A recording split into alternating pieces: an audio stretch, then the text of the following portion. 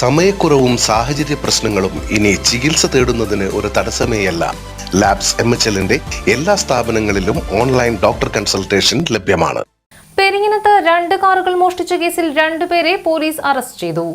കയ്പമംഗലം പെരിങ്ങനം ഹണികോപ്പ് തുണിക്കടയ്ക്ക് സമീപമുള്ള പറമ്പിൽ നിർത്തിയിട്ടിരുന്ന 2 കാറുകൾ മോഷ്ടിച്ച കേസിൽ കയ്പമംഗലം ആശാരിക്കയറ്റം സ്വദേശി ഡുഡു എന്ന് വിളിക്കുന്ന ഇജാസ്, മതിലകം കൂളിമുട്ടം എമ്മാട് സ്വദേശി ഹാരിസ് എന്നിവരെയാണ് തൃശൂർ റൂറൽ ജില്ലാ പോലീസ് മേധാവി ബി കൃഷ്ണകുമാർ IPSന്റെ നേതൃത്വത്തിൽ പോലീസ് അറസ്റ്റ് ചെയ്തത്.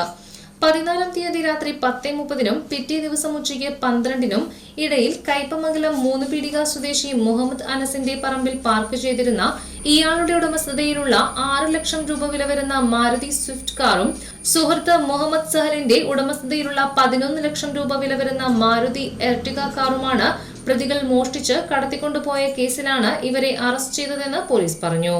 നടപടിക്രമങ്ങൾക്ക് ശേഷം പ്രതികളെ കോടതിയിൽ ഹാജരാക്കും. തൃശൂർ റൂറൽ ജില്ലാ പോലീസ് മേധാവി ബി കൃഷ്ണകുമാർ IPSന്റെ നേതൃത്വത്തിൽ Kaipamangalam police station inspector R Biju, sub ഇൻസ്പെക്ടർമാരായ Abhilash, Jaison, senior civil police ഓഫീസർമാരായ സുനിൽകുമാർ, മുഹമ്മദ് ഫാറൂഖ്, ജ്യോതിഷ്, സിനോജ്, ജോസഫ് എന്നിവരാണ് അന്വേഷണ സംഘത്തിലുണ്ടായിരുന്നത്.